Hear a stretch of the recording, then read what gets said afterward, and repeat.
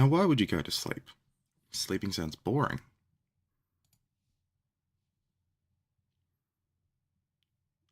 No, I wouldn't blame you for going to the pub.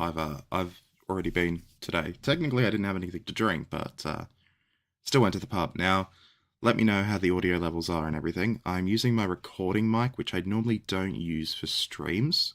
So tell me whether or not you can hear me and such.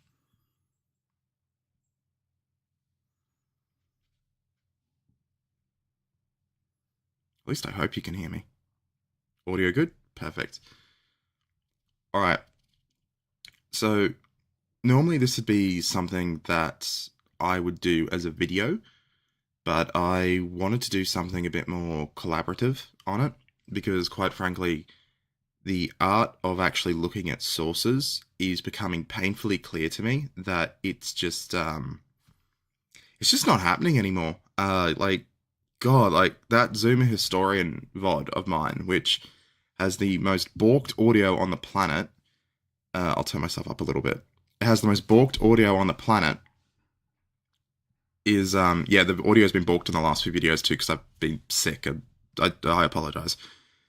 But the reason that I'm doing this is because, like, that Zoom Historian VOD, it became painfully obvious to me that in that VOD and in the comments that the art of looking at an actual source is something that people just don't get anymore. And that's fine. It's perfectly fine to not be a snooty, boring historian. But I paid for the courses, and I did the courses, and the bit of paper will get here eventually that says I've done it. So I figure I might as well actually teach people how to look at sources. Because, to be frank, it's becoming a lost art, and it's becoming quite scary. Now, the reason I'm doing this way is because, like I said, I want it to be collaborative. Now, I've written about 1,500 or so words in notes and an examination and an analysis on why this source is, I believe, what it is, and information about it that I've gained purely from looking at it and some basis knowledge.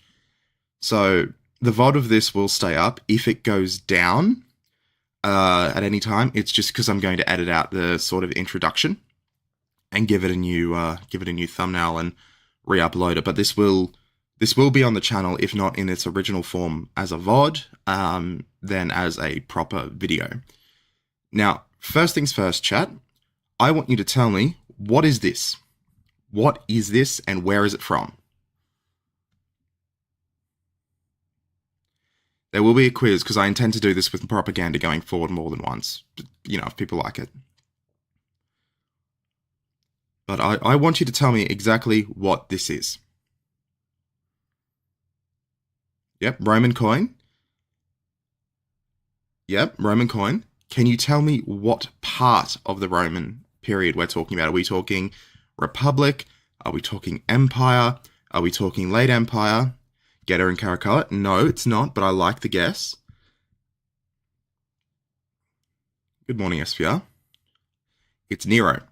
So this is a coin from the reign of Nero. And does anyone know what makes this fascinating as a coin from the reign of Nero? And how can you tell that it's an imperial coin?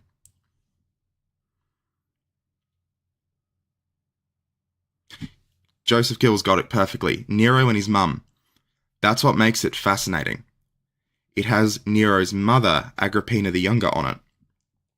Now that tells us a lot straight away. The Crown of Laurels is a bit of a giveaway, but not by itself. And I will explain it further. So to bring up my notes on this, so the Crown of Laurels is fascinating and it is a key part, but what makes this particularly interesting is the fact that there is a depiction of Agrippina the Younger. Let me make sure Discord's turned off. Of Agrippina the Younger and Nero together.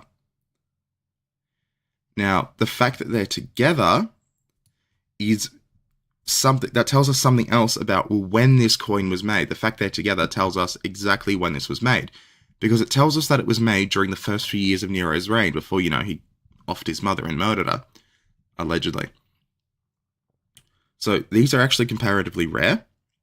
On the reverse, it does say, where's the exact translation? I've got it written down. Neronis, Claudius, Divius, Filius, Caesar, Augustus, blah, blah, blah, blah, Germanicus, Imperator, Tribunate, Potest. Basically, it just translates to Nero, Caesar, Augustus, Germanicus, son of the divine, and Claudius, Imperator with tribunician power. Now, the thing about the earlier part of the Roman Empire is that the emperors aren't called emperors. They're not monarchs in the traditional sense. So by taking a look at what we can see here, we can see that Nero is depicted alongside his mother. So that shows them almost as equal settings in terms of importance. And you can see that her name and his name is actually there, which is really, really interesting. Around here, we see the words stating that Nero is imperator, that he is emperor, that he has tribunician powers, which means that he has the power of effectively your life and death, and that he is the son of the divine Claudius. Now, for those who know anything about Nero, what's interesting about that, I would like you to put some words in the chat. I'd like you to explain to me, why is there a reference to the divine Claudius, not just son of Claudius?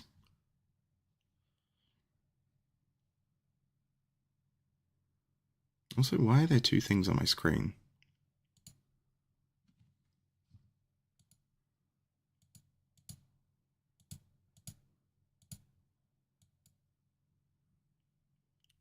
Emperors weren't always worshipped as gods. Okay. So, that's a really, really interesting point. Now, emperors were not specifically worshipped as gods. There was the cult of the... I forget what it's called exactly. It's effectively an imperial cult, and that does exist, because cults are a big thing during the Roman Empire. I mean, Christianity famously starts as a cult, for example. But to be considered a god, emperors have to effectively be good in the eyes of the Senate, and then they have to be elevated upon death, effectively, or elevated to the position of godhood. Augustus famously denied his original godhood, which was actually given to him by a kingdom in the east. See, the east, when I refer to the east, I'm referring to like Turkey, Syria, that kind of area. They're considered to be, well, Discord shouldn't be, because Discord is turned off. So I have no idea why those two things are there. Discord's off, whatever. So the imperial cult is not really what they're referring to here, because not every emperor becomes a god, but it's trying to harken back to the fact that Claudius was made a god because he was so good. Because you have to remember, Tiberius was not made a god. Caligula, sure as hell, was not made a god. But Nero was. Nero wasn't. Nero was the son of someone who was. Claudius was. So that's what you have to connect it to. So it's a connection to the imperial sainthood, effectively, of Claudius directly, who himself is referred to as a god. So you don't have that imperial godness, effectively, for all the emperors. It's only some emperors. Vespasian would later famously say upon his death, because he'd been a good emperor, "Oh no, I am becoming a god," which is the funniest thing to say in your deathbed, in my opinion. I think it tops all the charts. So that sort of gives you an idea there. Now, obviously, like the first thing that jumps at you is, like I pointed out, the two people together. The first 5 years of Nero's reign, there is a period that is effectively known as the Golden Years, and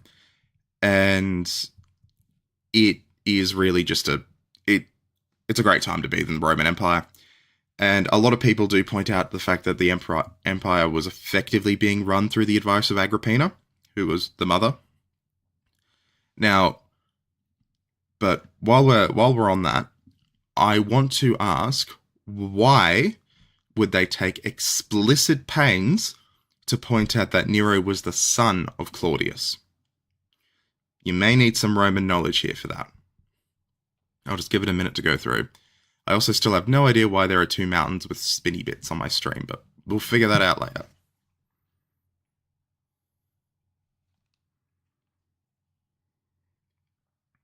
I really have no idea why it's doing that.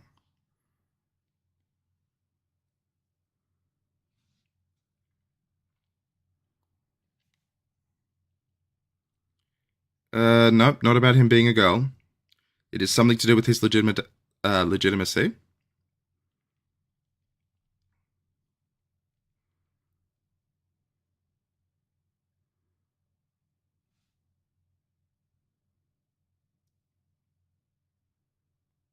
He was adopted. It's not necessarily the fact he was adopted, though. Yeah, I googled it. I have no idea why that's there, so we're just gonna plow on and sort of deal with it. It's not necessarily the fact he was adopted.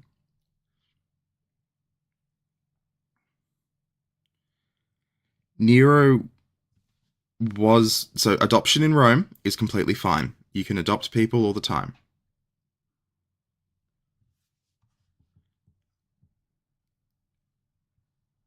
It's not the fact he's well, it's not entirely the fact he's adopted.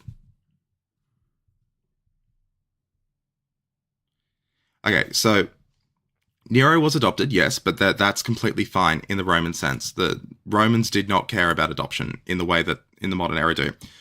The reason why it's so important is because he took the place of Claudius's son, Britannicus. It's not the fact he's adopted, it's the fact that there was someone else who he effectively usurped.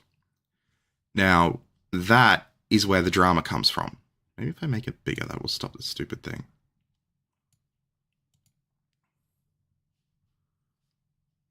Nope. Made no difference. So, I'm just going to click between two windows quickly.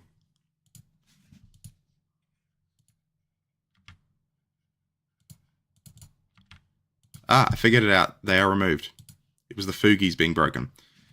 Okay, so it's the fact that he took the place of Britannicus. Now, Britannicus was born to Claudius, and we effectively take the name of Britannicus from him from the fact that Claudius took over. What's the word? Britain. Britannicus. Yeah, Britain. Now, he got given that moniker as Romans do for when they take over areas. And Britannicus, who was 14 at the time of his death, well, that's where he was considered by many to be the correct successor for Claudius. Now, this is where we get into the Roman tropes, because Romans love nothing more than blaming everything bad on women. It's just a thing that they do constantly. So, looking at you, Tacitus, Cassius Dio, basically everyone. If you look at the actual ancient sources, Agrippina the Younger is a conniving, scheming witch, effectively. So is Livy, who married Augustus. So is basically every woman who is close to power. This is just something that is commonly referred to. So there is a theory, effectively, that once Nero's position was entrenched as Claudius's adopted son and as the adopted heir, that Claudius was done away with poison and his wife killed him. It's possible. It used to be incredibly widely accepted. These days, though, we know enough to, question the fact the Romans were a bit, they were a bit interesting, put it that way, when they tell stories. Like, yeah, Romans will quite literally, like Fraser in the chat, see a lightning strike a barn and start a fire and somehow blame it on a woman. It's always the women's fault. That's basically Roman writing history here. It's honestly wild. Now, the connection to Claudius is especially important to point out because right after Nero ascends to power, Britannicus somehow miraculously just weirdly dies. Which is totally a coincidence. I'm sure that Britannicus just died straight away after the person with arguably a weaker claim on power took over.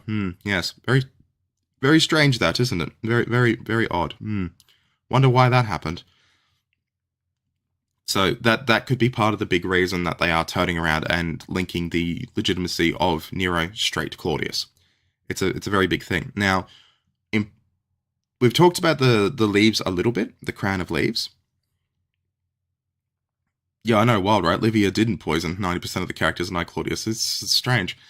Now, the oak leaves do actually have a bit of history to them. They're not necessarily the symbol of being a king. So if we look at it, let me just...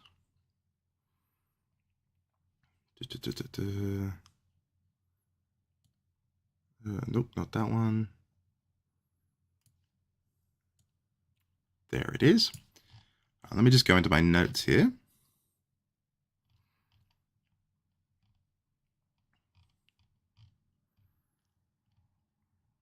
All right, the Corona Civica is what it's called. That was the word I was looking for. Now, yes, can't put a lot of stock behind a person that has a much higher percentage of... Yeah, pretty much. Now, the Corona Civica, or the oak wreath, is really, really important as well, because since the reign of Augustus, its meaning has shifted massively. Now, it used to actually stand for somebody who has done something to benefit and protect the Roman people. So initially, if you did something pretty cool, like, I don't know, blow Carthage up, you would get given the oak leaves, effectively, the nice little crown of leaves around your head, and it'd be a thank you. It was an incredibly high honor given to Romans. It wasn't given too often because of how such a high honor it was, but, you know, they were playing the game with Caesar, basically give him whatever honor they could. And so from that, Augustus effectively adopts it as the benefactor of the Romans. It then passes to Tiberius when his tribunician powers pass to Tiberius, and so on and so forth. So having the name of the emperor and effectively how amazing he was, and his divine connection to Claudius written around the outside, that makes sense. But can anyone tell me what EXSC means on the inside? It's right there. What does that mean?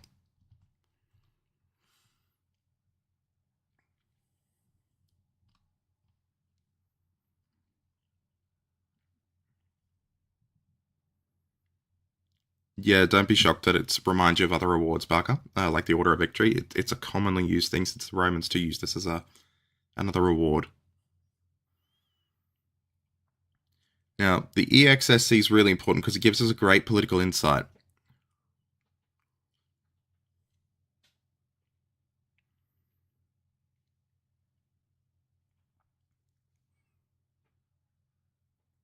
It's kind of like SPQR. Yeah, it's effectively represents the Senate and the Senate's authority for minting coins and the Senate's authority and their endorsement for this coin.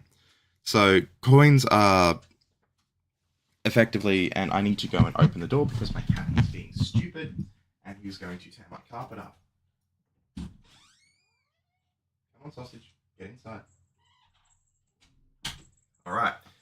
Now, money and coins are the earliest forms and the most common forms of propaganda. They still are today.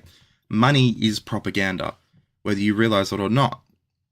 There are distinct reasons that money is certain colors. So, for example, the greenback in the US is so linked to money and linked to wealth that the color green for US money is in itself a color that is propagandized.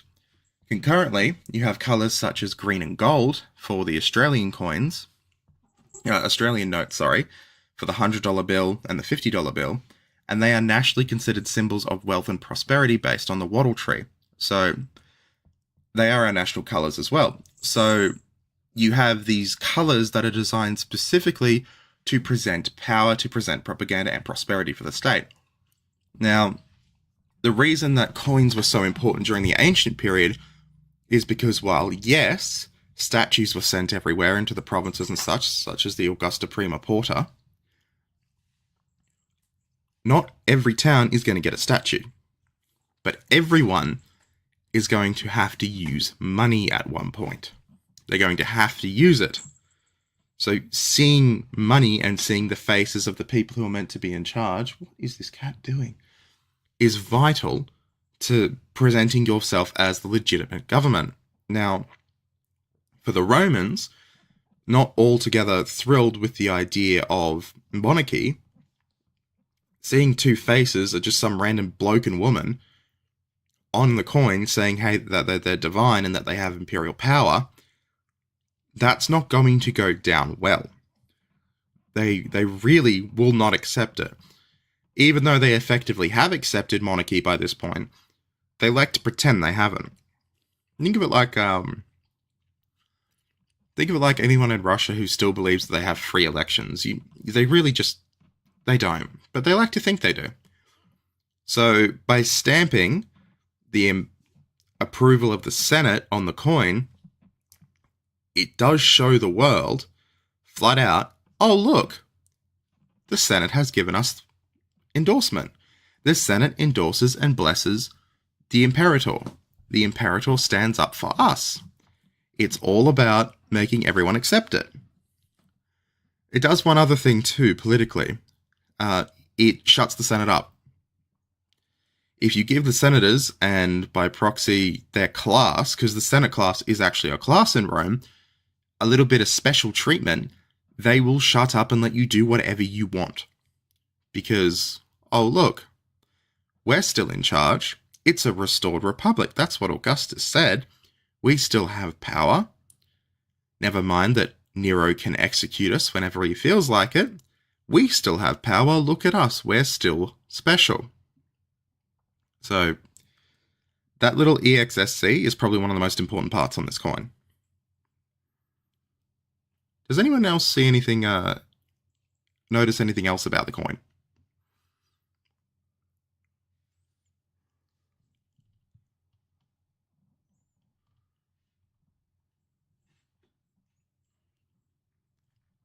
Or any other bits of Roman history that you think may go into it?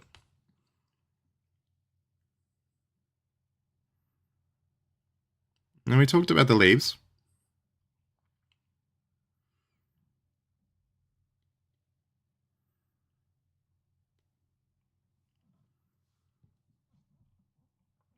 It is stamped. It's not entirely circular. That's normal. That's just sort of how these coins were made. They were poured into molds and stamped. I'm thinking more along the lines of there's a really, really big thing that happens around the time this coin is made.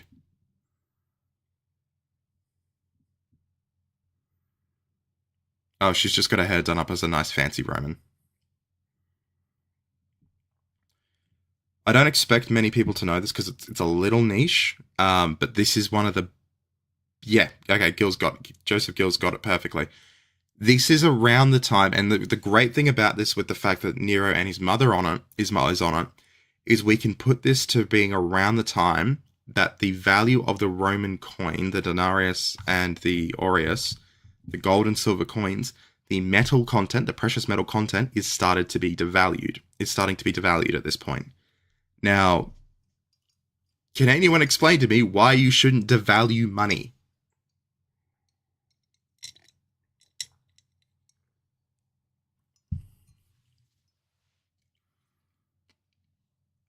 What happens when you start to devalue money? Inflation. Yeah. So, for those who aren't aware, Caligula, well, he spent a lot of money. Caligula spent a lot of money on vanity projects. Like, it's ungodly the amount of money Caligula spent. And then Claudius, to his credit, tried to balance the budget and largely fix the issues, but he did go and conquer Britain, and that cost a lot of money too. And Britain, while they had a fair bit of money from it, it still costs a lot to start to pacify a whole new province. So that's where things start to get a little complex for Nero. Nero needs a way to ensure legitimacy, and he needs a way to ensure the patronage of the Roman people. And a way that he does that is he starts to make more money.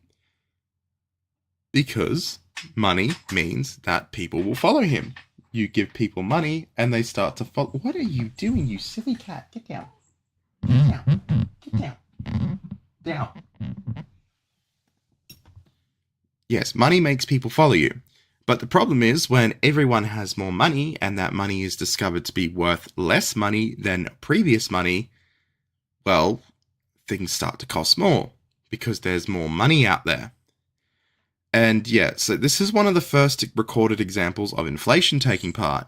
Now, we don't know whether or not the Romans actually knew what they were doing here when it comes to inflation, logic would tell you that they should, because it's not a hard concept to wrap your head around if you've got half a brain, and the Romans generally had half a brain.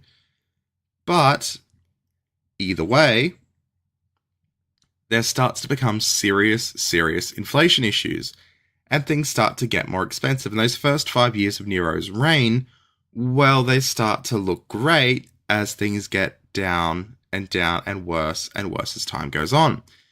And then, of course, you start to have open rebellions against Nero. And the absolute crux of it is Nero kills his mother, which turns the Senate against him. The Senate is against him. The army is against him. Well, half of the army is against him. Part of the army still, fights and actually defeats the rebels, but he never finds that out because he kills himself beforehand. But Nero is declared an enemy of the state, and he kills himself. And that can all be traced from the beginning of this era around when this coin was minted. Now, for backstory on this exact coin, this coin was sold at an auction in Switzerland a couple years back. It's in a private collection somewhere in the world now. So I don't actually know exactly when it was made. It is just a coin. But it's still from a very, very interesting part of history. And that's something that's really, really fascinating about it. Yeah, from the Prince of Dol Amroth, who usually is right about many things, including his decision to relieve the siege of Gondor at Pelennor Fields. Very good decision, yes. Most likely, they knew what they were doing, and it was a quick way to deal with it. The mission did make some fixes to it, but the mission is a whole other kettle of fish, and he tried to change the whole thing again too, between the Prince and the Domine. But either way, it is a fascinating period of history, and a lot of things that have happened in the modern world can be triggered by things like this coin. Devaluing the coin, running up inflation, causing a massive civil war. There are multiple emperors. I think it's the Year of the Four Emperors is this one. The Year of the Fire Emperors is a bit later, where Vespasian eventually comes out on top. He has a brief dynasty where he rules, then Titus rules, who actually is the one that opened the Colosseum in Rome. It was actually called the Titus Amphitheater for a very long time, or the Titus Colosseum or something. I can't remember the exact title, but it was named after Titus. And then Domitian dies. So the fact that this starts a series of Romans debasing their currency, which eventually is, massively bites them in the behind, is a very, very noteworthy point of just how this coin is so fascinating. So you don't have to do this for every primary source. You don't. But it is incredibly silly to not at least try and do it. Take note of what is on the source, because what is on the source is really, really important. I can't stress how important it is, because if you don't understand what is on the source and what is in the sources, particularly visual sources, then things are going to get bad. And you're going to start to read into things that are completely incorrect, and that's how you end up as someone like Sumer Historian, because you start to look for things that you agree with, not necessarily the things that are there.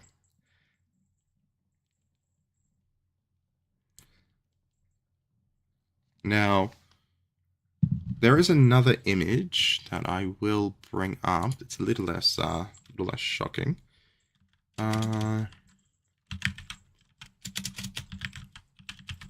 Typing noises. Okay. I absolutely love this painting. But not for the reason many people think. And we won't spend as long on this. Good God, I hate AI.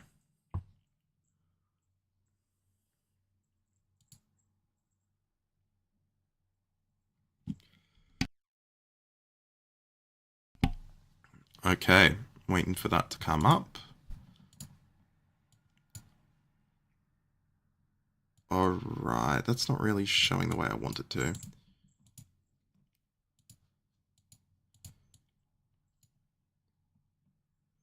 Alright, that should show it up. It is Napoleon, specifically Napoleon crossing the Alps. I love this image. I do. We got about 10 minutes left until things get very loud, so we'll hurry this along. Now, this in itself is a primary source, and it is a very classical painting for propaganda. This is complete propaganda, just as coins are. And I personally love this because the King of Spain, you're given one that is probably the size of a small building compared to many other things, and it's huge. I genuinely love this bit of propaganda. Yeah, Napoleon did famously travel on donkeys many times. Now, what's really fascinating about this, and my favorite part of this image, is actually what's at the bottom here. Because it's the other names of famous rulers in history who have passed through the Alps. So if we just make it a little bit bigger. Come on. Good God, I hate Copilot. It ruins everything. Don't mind me.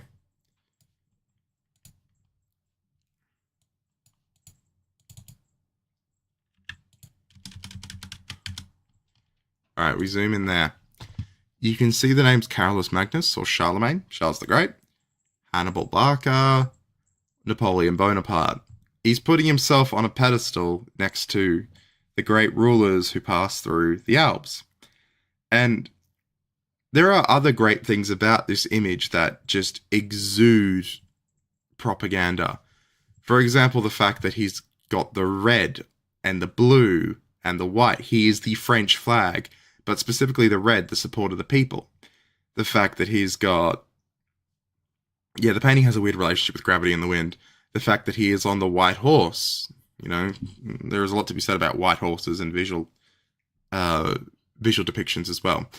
The fact that he is covered in gold of the authority, he's got the cockade, the symbol of the revolution. The luscious blonde mane of the horse. Like, there is so much to unpack in this image, and it's pure propaganda, and I love it. Technically he wasn't French, he was Corsican. And yeah, he is pointing to the sky. Like, nobody can challenge me, not even God, kind of thing. Like, I think this is a phenomenal piece of propaganda, and it's one of my favorite pieces of propaganda ever made. But, just like with that coin, it serves a purpose. And the purpose of this bit of propaganda was to put Napoleon and show that he was a living legend at the time of his existence. Just like the purpose of that coin was to depict how powerful Nero was and his divine connection. And yeah, don't forget the French flag in the corner, but you don't have to look at the French flag in the corner because he is the French flag. The blue, the dark blue, which France actually recently changed its flag back to recently. The white, the red, he is France. That is his depiction, that he is France. And that the horse is white too, so you got blue, white, and red.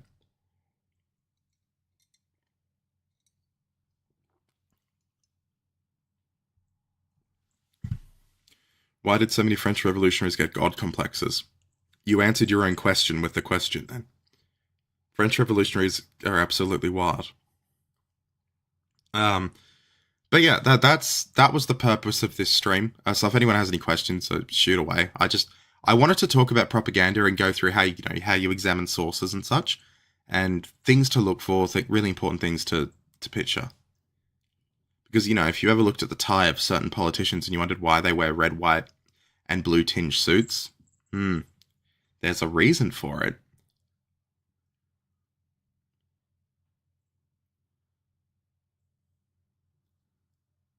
The names at the bottom are famous people who crossed the Alps as well. This is Napoleon crossing the Alps. So Hannibal, Charlemagne when he went and dealt with the Lombards, that kind of stuff, and now Bonaparte. Will I do more of this? I don't know. If people want me to, I will. This is my bread and butter. Like, I do this for the sources that I write my scripts with anyway, so I wouldn't be against it. My least favorite piece of propaganda is probably... I hate the ones that depict a minority as the most evil thing on the planet, when they're done in completely cartoonish ways, and I hate them not because they're bad propaganda, but because they work. And I think it's disturbing how well they work. Like, I can understand why this propaganda works. It looks cool. This is cool.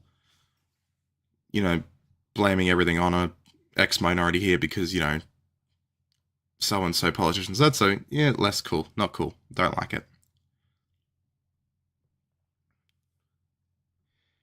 I Look, I'll be completely honest. Your question about ancient Egypt, I probably can't answer that without going back and doing some reading, because, quite frankly, I'm not an Egyptologist. I don't know enough to give you a confident answer about Egypt. That is,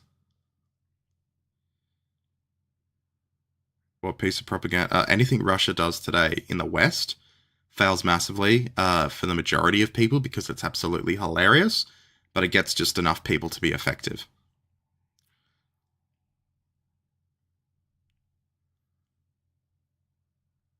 Oh yeah, no, Napoleon absolutely deserves the laudits that he gets for his ability to command. I just think that the Duke of Wellington deserves a lot more than he gets because I mean he absolutely did win.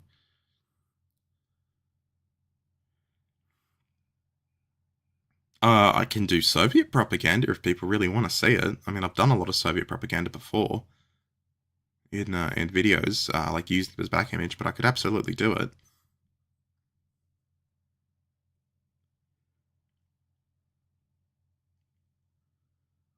I have seen Paper Sky's Russian propaganda is for idiots video. He's a great guy. He really is. He deserves a lot of views.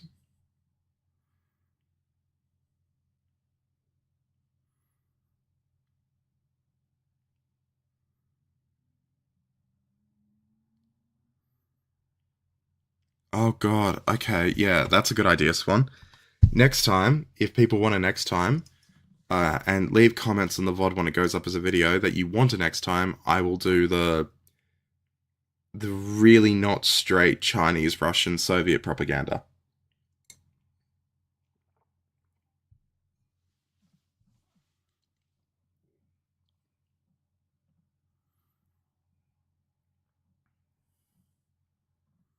I will not be twerking. I actually can't twerk. Type 56, like the battleship? I've never heard of History Does.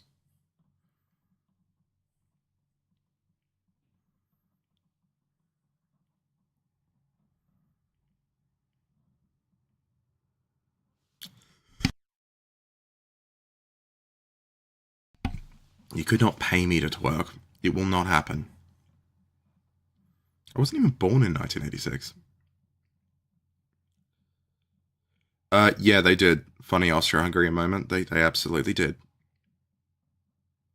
How am I doing? I'm good. Getting over being sick again because my body has, like, my immune system just hates me this winter. But I'm good.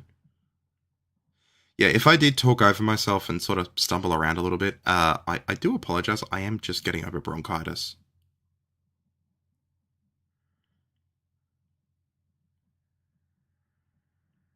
It does. And that's part of the reason I picked a Roman coin, is trying to get through the propaganda is very, very difficult when you look at it from further away, particularly when it comes down to well, this kind of stuff. And yes, I got bronchitis again. I get it probably once or twice a year. TLDR, my lungs are shot from an injury when I was a baby, so they get infected quite easily no matter what I do. What if Altist? No, I pity What if Altist too much. Like, I genuinely hope he gets help. Like, I'm worried about the guy. Zooms, whatever. He can go and do whatever he wants. I've, I called him a naughty word, and his fanboys, which I'm half convinced that a couple of them may be him on old accounts, just because of the unhinged psycho rants, still make comments. I've got one of his fans who have made like 3,000 comments on my channel. It's great because like most of them get caught by the filter because he can't help himself but use slurs. But every now and then one gets through and he accuses me of deleting all of his other comments, and all I have to do is poke him and he gives me free advertisement. It's great. Um, yeah, It's like 2,679, I think the count was. I'll just double check. 2,892. That's how many comments he's made. So, that's fun.